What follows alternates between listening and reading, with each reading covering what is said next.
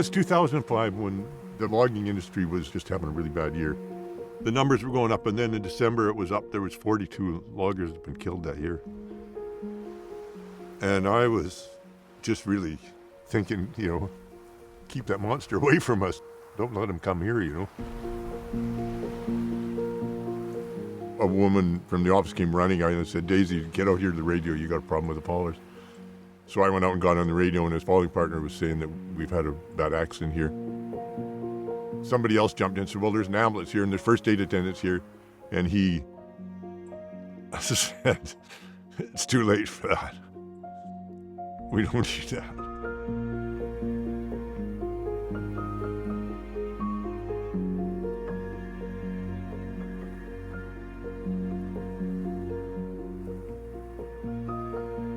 It was February 4th, 2017, and it was 10-1.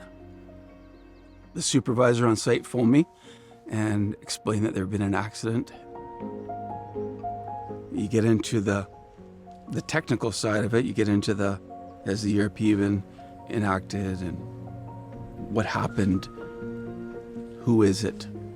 What's the situation? The last question, is he okay? And the answer was, he's gone.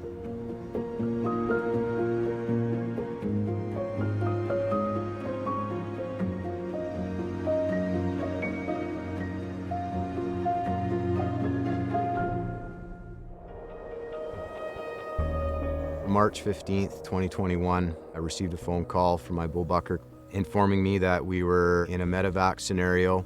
Clark then shortly thereafter called me back and communicated that our faller had passed.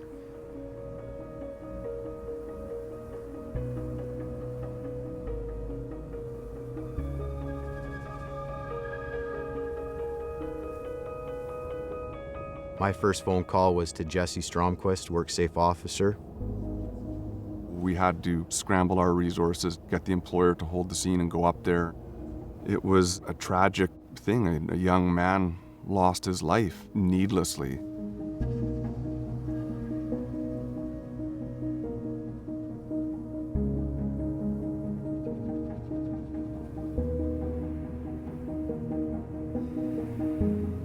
I did falling for a lot of years. Had an experience where a faller I was working with called me on the radio and told me he was hurt, and I think there's no worse feeling than hearing that. It creates the most anxiety you'll ever feel.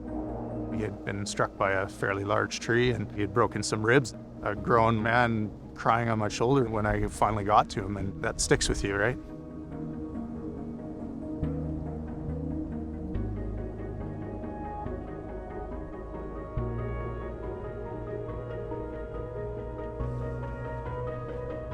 I really feel for the supervisors in these cases because I know exactly what they're feeling.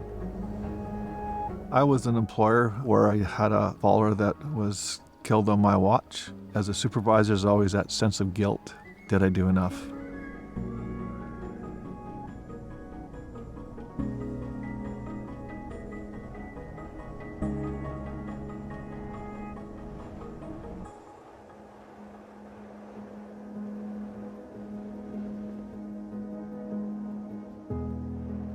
I was driving out there thinking to myself, God, what could he have meant? Because I'm trying to BS myself that thinking there must be some, he didn't mean he was dead. Of course, all the crew's upset and going, my God, why is this happening to us? And you're trying to make it best for them. I remember sitting down thinking, God, I got the weight of, 10,000 tons sitting on me, and I just want to lay down. I called, explained who I was, and told her that he was gone. And the response, it wasn't words, it was just a guttural reaction. For me, it was devastating. I was naive to think that we could be in this industry and not have this situation happen. That it happens, but it won't happen to us. The look on my fallers' faces, that's the look I remember. Like they lost a brother.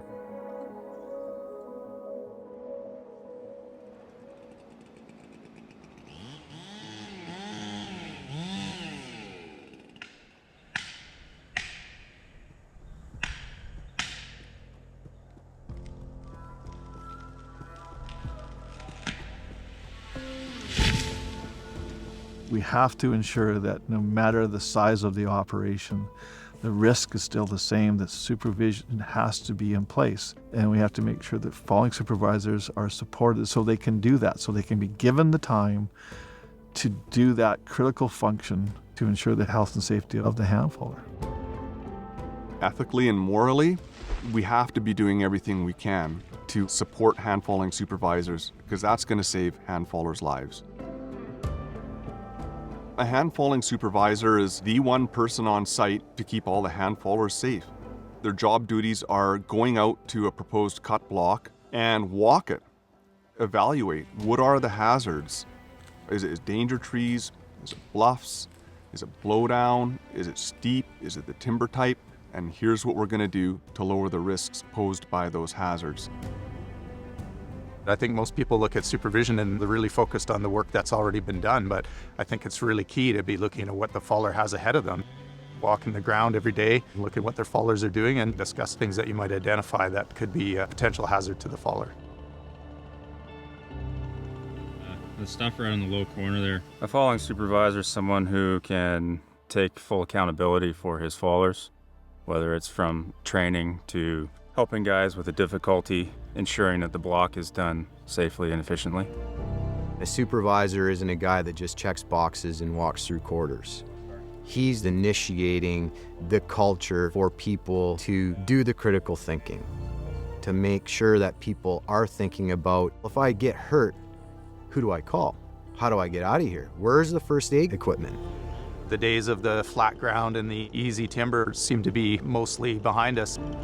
There's a lot more falling difficulties that a faller has to deal with. It just emphasizes how important the role of a falling supervisor is to be able to recognize some of those hazards and be able to manage their crew accordingly.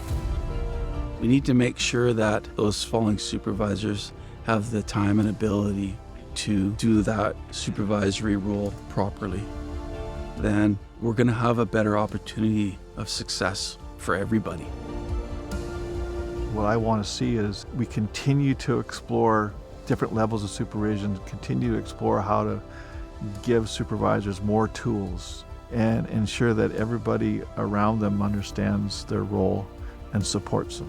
One of the biggest pieces of advice that I would want to give is that going through losing someone from your crew, that loss doesn't go away. All the steps that you may need to put in place, whether it's safety or whatever it may be, are worth not having to go through that loss.